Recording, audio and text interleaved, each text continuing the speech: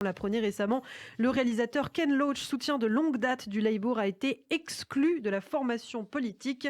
Connu pour ses positions anti-israéliennes et des déclarations plutôt controversées sur la Shoah, Ken Loach était en effet très proche de l'ancienne direction du parti et notamment de Jeremy Corbyn qui a multiplié les déclarations anti-juives par le passé.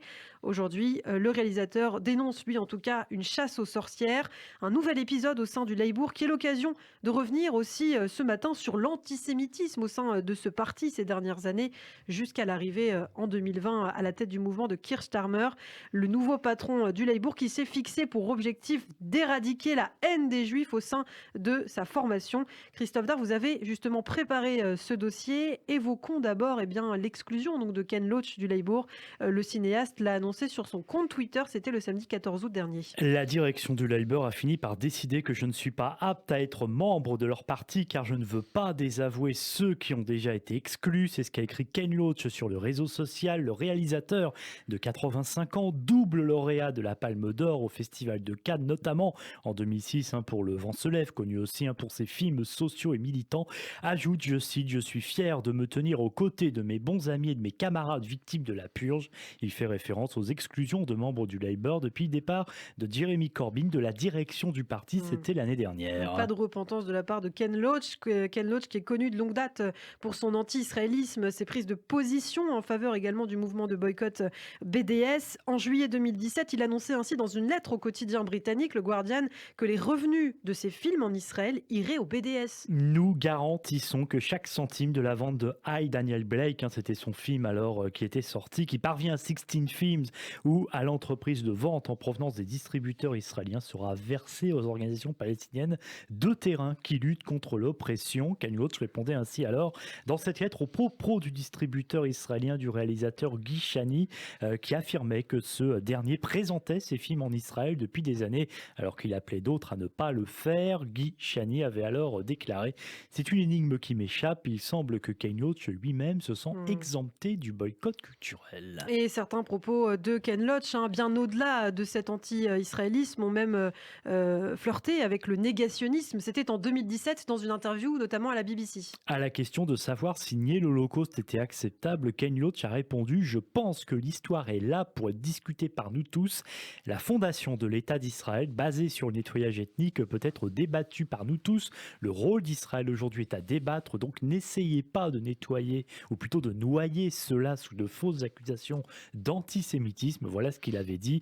Ken Loach, qui avait ensuite essayé de s'expliquer, de tweeter quelques jours plus tard. L'Holocauste est aussi réel que la Seconde Guerre mondiale elle-même et ne peut être remise en cause, mais l'histoire appartient à nous tous. Seul un esprit retors oserait suggérer que je puisse soutenir des révisionnistes qui nient l'Holocauste. Et Ken Loach a eu beau se justifier, ses propos ont quand même fait polémique, notamment en Belgique en 2018, dans le quotidien L'Écho. 650 personnalités, des universitaires et des représentants de la communauté juive belge signent une tribune dans laquelle ils accusent le réalisateur de falsifier l'histoire à des fins politiques, alors que Ken Loach doit recevoir les insignes de docteur honoris causa de l'Université libre de Bruxelles. Et les signataires ressortent alors un vieux dossier, une pièce de théâtre que Ken Loach avait mise en scène 30 ans plus tôt, en 1987, qui s'appelle Perdition. La pièce évoquait une collaboration aussi fictive qu'ahurissante de certains dirigeants sionistes avec les nazis à Budapest en 1944.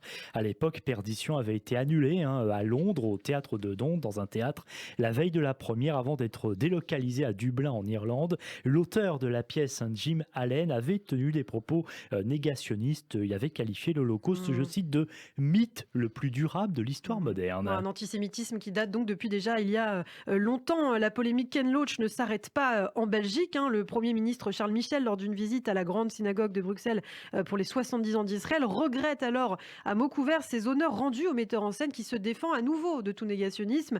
Toujours est-il que Ken Loach, et c'est ce qui explique aussi son exclusion aujourd'hui au Labour, soutient l'ancienne direction du parti dont de nombreux membres, on le sait, ont tenu des propos antisémites et à commencer par son ancien chef Jeremy Corbyn. Eh oui, petit retour dans le passé. En 2013, alors qu'il n'est pas encore patron du Labour, il est juste député, Corbyn déclare « Les sionistes britanniques ont clairement deux problèmes.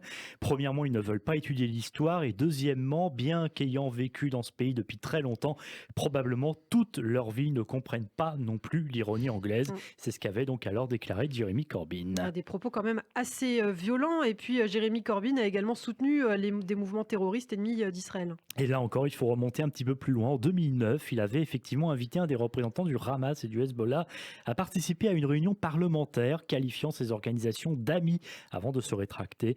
En 2019, en pleine campagne pour les législatives, on découvre que le Hamas serait administré l'une des principales pages Facebook pro Jeremy Corbyn, suivie tout de même alors par quelques 72 000 personnes. Et d'autres figures du Parti travailliste ont tenu des propos antisémites lorsque Jeremy Corbyn en était le patron très précisément. Une candidate aux élections du parti en Écosse en 2019 avait ainsi comparé les actions d'Israël à celles d'un parent abusif. Et puis quelques jours plus tard, l'ancien maire de Londres, Ken Livingstone, déclarait qu'Adolf Hitler soutenait le sionisme. Et Jeremy Corbyn n'a rien fait pour mettre fin à cet antisémitisme criant dans les rangs du Labour, malgré des critiques de plus en plus vives à son encontre. Et dans une tribune publiée dans le quotidien The Times, le grand rabbin du Royaume-Uni, Ephraim Mirvis, avait qualifié Corbyn d'inapte à gouverner à cause de son incapacité à empêcher l'antisémitisme de s'enraciner. Le centre Simon Wiesenthal avait élu Corbyn en 2019 personnalité antisémite la plus importante. Et puis on se souvient aussi de ces députés qui ont claqué la porte du parti, de personnalités qui avaient appelé dans la presse à ne pas voter pour le Parti travailliste aux élections législatives de 2019 en raison de cet antisémitisme. Et d'ailleurs, ces législatives ont été catastrophiques pour le Labour, puisque c'était le pire résultat depuis 1935. Et du coup, cela a précipité le départ de Corbyn de la direction du parti quelques mois plus tard. Et puis l'année dernière, en octobre 2020, Christophe, une enquête menée par un organisme indépendant est publiée et pointe du doigt des défaillances inexcusables et un manque de volonté de s'attaquer à l'antisémitisme au sein justement du Parti travailliste, notamment sur les réseaux sociaux. Jérémy Corbyn, lui, conteste les conclusions du rapport. Il est suspendu, puis réintégré, mais sans pouvoir siéger avec les autres députés travaillistes. Un choix fort du nouveau chef du Labour, Keir Starmer. Et à peine arrivé en avril 2020, le nouveau patron du Labour, qui a une épouse juive, qui a affirmé, d'ailleurs il y a quelques mois, élever leurs 2 enfants dans le respect des traditions juives, avait affirmé vouloir s'engager à, je cite, extirper le poison de l'antisémitisme, une tâche sur le parti, avait-il dit. Le Labour a ensuite présenté ses excuses à 7 de ses anciens salariés et leur a versé des dommages et intérêts car ils avaient été calomniés par le Labour après avoir témoigné de l'antisémitisme au sein du parti dans une émission qui avait été diffusée sur la BBC en juillet 2019 et intitulée « Le Labour est-il antisémite ?» Mais pour Keir Starmer, mettre fin à l'antisémitisme au sein du Labour est toujours encore très difficile. Jérémy Corbyn et son aile gauche sont encore puissants dans le parti et le nouveau patron du Labour et ses alliés centristes pourraient être fragilisés, d'autant que le Labour est dans une situation politique difficile. On aura peut-être l'occasion d'en reparler sur cette antenne. Merci beaucoup Christophe Dard pour ce dossier donc sur l'antisémitisme du réalisateur Ken Loach qui a été exclu du Parti travailliste au Royaume-Uni. C'est vrai qu'on en a aussi parlé cet été de l'antisémitisme au Royaume-Uni puisque la police l'a annoncé à Londres. Les actes antisémites ont été multipliés par 4 lors notamment du conflit de la bande de Gaza en mai dernier et on aura l'occasion d'en reparler de cet antisémitisme sur Radio J.